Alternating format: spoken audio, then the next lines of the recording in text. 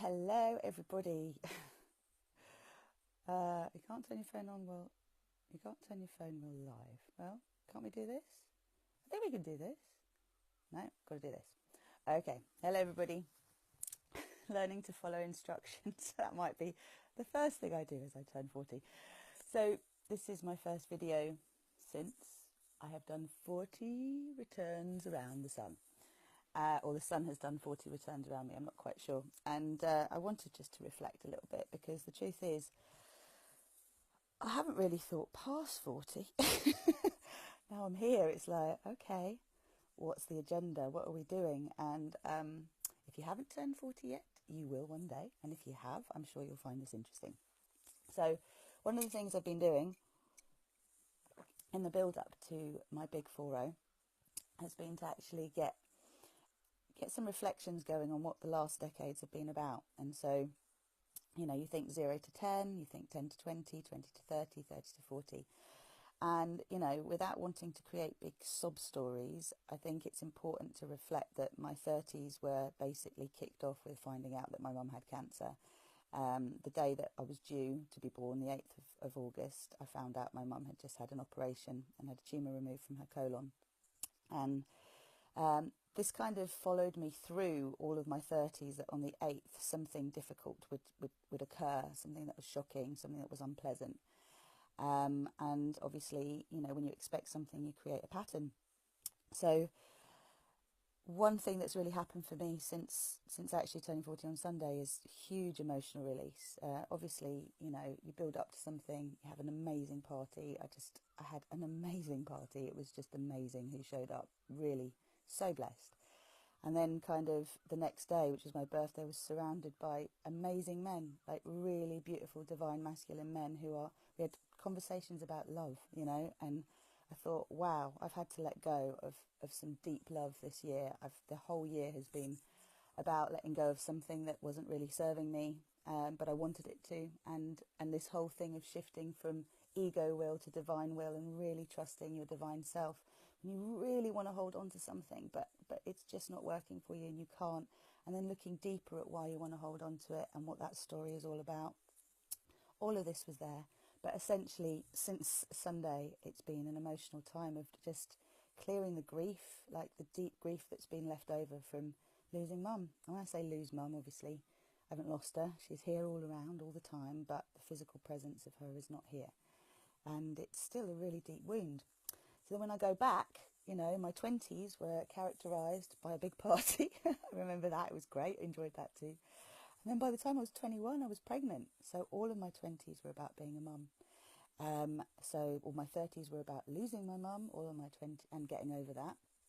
All of my 20s were about being a mum, and a single mum very soon after I gave birth to my daughter. So 10 months in, I was a single mum, and suddenly on benefits and all these things that I didn't expect had happened. I'd been this, you know, high-flying graduate that was destined for great things, and in IT recruitment, and, you know, lots of potentials, but I wasn't following my heart. I was too scared to follow my heart, and what I really, really wanted was a baby, and I had my baby, and that was what really started my life. 20s was building Enjoy Yoga, 30s having to sort of deal with what I'd created, and then moving into Rosy Glow, learning to move out of trying to take people's pain away, to helping them manage their pain, to move through their pain, to have tools to be able to manage things themselves rather than go to someone to rescue them. And that's been the biggest shift for me from my first business, Enjoy Yoga, to Rosy Glow. It's like, I ain't rescuing you. You're not a victim, and you don't need rescuing. You just need to remember your power. Now, this is going to sound like such a sob story, but I do have to share it. My 10th birthday, my mum was on a trip with my stepdad. They decided to go away, which I think is pretty fucking shitty, to be honest. It does hold a wound in my heart that I'm healing. And this is where the unicorns come in, by the way, because unicorns offer soul healing. When you're ready for unicorns in your life, you're ready to really heal your soul. So all of these triggers that have gone on through each of the decades that I've actually been a part of have been to heal my soul, to heal the soul wounds that attracted me to come to my family, my blood family, to have these wounds triggered. So heart healing is supported by angels, soul healing is supported by unicorns, and of course the two are related. So this is why the unicorns showed up big time at my party and in my life. They're everywhere. everywhere. But yeah, so what I got for my birthday, for my 10th birthday, was rain. I was at my granddad's house with my sister. I was feeling pretty unloved. And get this soft toy puppy, right, with sad eyes. This is what my mum and stepdad bought me. And on the T-shirt it said, "This puppy needs love." I'm just like, no shit, Sherlock. So teens, 10 to 20 was such a rebellion. It was so about not getting your needs met, so feeling like, my parents didn't understand what I needed. And, if I go into here, the core wounds we all have, okay? Abandonment, betrayal, and rejection. For me, the biggest wound that has come up again and again has been about abandonment, fear of abandonment. And yet the subcontexts have been rejection and betrayal. So in your teens, your 20s, you're working out how to be in relationships. Your friends end up getting together with your boyfriend or whatever. There was a lot of that. And wanting people that didn't want me, and how I kind of went along with that.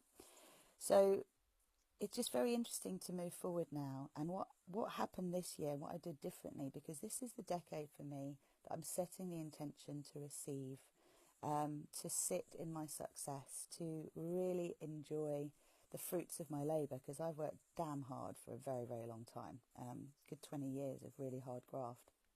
And I've got the results to prove it as well, in terms of the clients that I work with and what we actually do. Hello everybody who's watching, I hope you're enjoying this ramble. So what I did on the 8th was I invested in myself. This year, instead of waiting for something terrible to happen, I made something happen. I invested more money in myself than I've ever invested in my life. I took a risk, went to someone I love dearly and asked them to invest in me. I basically asked them to believe in me as I was believing in myself. And I decided to work with someone that I know can help me get into a different level of play, which is what I want. I want to be working with the decision makers on this planet now, because to really affect change, we have to deal with the people that are making the decisions. And there are lots of amazing therapists out there and lots of amazing coaches out there, and everybody's doing wonderful work.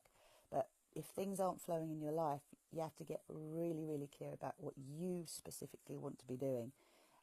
That might be different to what others are doing, because I can talk myself into any job. I'm good at very many things, and I'm not blowing my own trumpet. I know there are lots of people out there that you can turn your hand to anything and be good at it, but you end up feeling as though you have to do all of these things before you can have your cake and eat it. And it's like, no.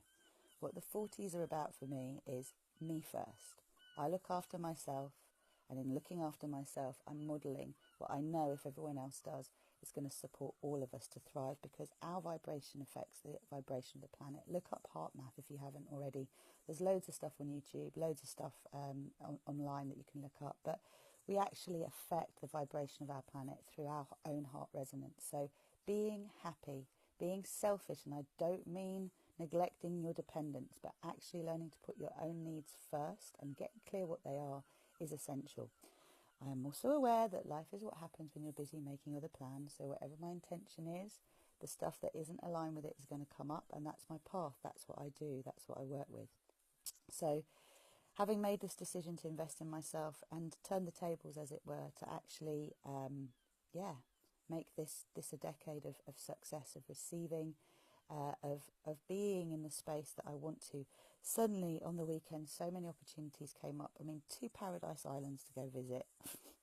2 amazing people to hang out with, ways that I can actually shift my business so that I can be anywhere in the world, and I can, give cover teachers an amazing opportunity to work with me, or to cover for me when needed. So all of those restrictions that I perceived, that I held on to in my 20s and 30s, oh no, I can't do that because of this.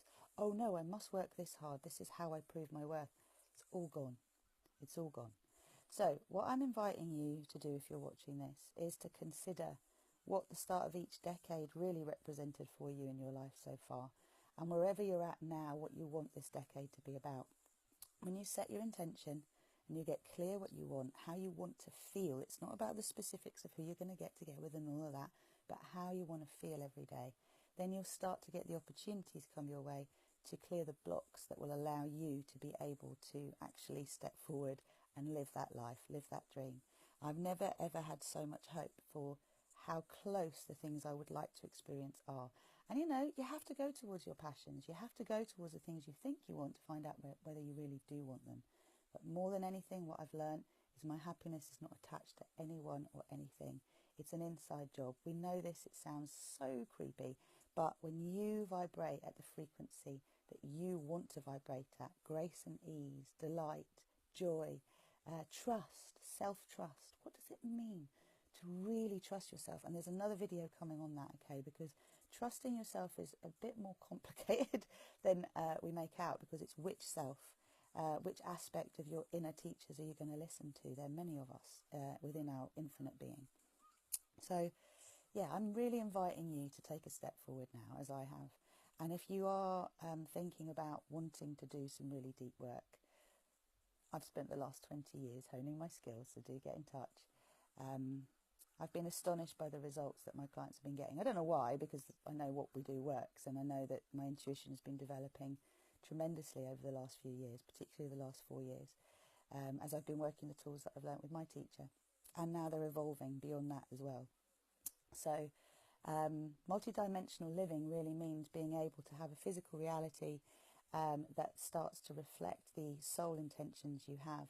And it's being able to be in this world but not of it. So being aware of the third dimensional matrix of fear that people are trapped in, being aware of the fourth dimensional expansion in consciousness that is occurring on this planet now. I mean, how amazing is it that finally they're talking about Monsanto and Roundup and how toxic it is, and it's just been denied for years. So when are we going to hear about mobile phones? When are we going to hear about the fact that most sun creams are really toxic? When are we going to hear about, oh God, there's so many things, EMFs, endocrine disruptive chemicals? You know, I'm kind of at the point that I'm like ready for others to take this on, because I've been banging my drum about it for so long. I'm not a rainbow warrior anymore. Left that behind my 30s, sweetie. I am now a shining star, and that's what I'm choosing to be, because that's the best way for me to express myself. So give yourself permission to stop doing the things in your life you do not want to do anymore. Just give yourself permission. Don't worry about the how. Just give yourself permission to actually stop. And as you stop and you allow yourself to think, what would I like to be doing instead? Open yourself to that, okay? The better it gets, the better it gets. And my mantra for my life is, I love my life. It's great being me. Just when I think life can't get any better, it does. And some of the changes that have happened the last year, it brings tears to my eyes just to see some of the things that I was so stressed out about that caused me such deep anguish. Poof! Transformed. And you know what the answer was? Instead of worrying about people, see them as you want them to be. See them well, see them happy, particularly your children, your parents, your siblings. See them thriving, and let God do the rest. Let Source do the rest. It's not your job. Get out of rescue mode, get out of victim mode, and stop persecuting. There's no need to blame anyone, okay? There's no need to feel sorry for yourself and feel like life is against you, because that's just programming. And there's no need to rescue anyone in order for people to like you. You're worthy of being liked and loved anyway. So those are my lessons from my 30s and my 20s and my teens and the years before that. I love you. Thank you so much for watching this. If you like what I do, please head on over to YouTube and subscribe to Rosie Glow, and also to the Rosie Glow Facebook page, because I understand I need to be doing more over there, and that's what I'm going to be doing. Oh, my microphone's a little low. Thank you for that. Let's just see. It might just be my headset, so I'm going to have to get some new ones. I'll speak louder.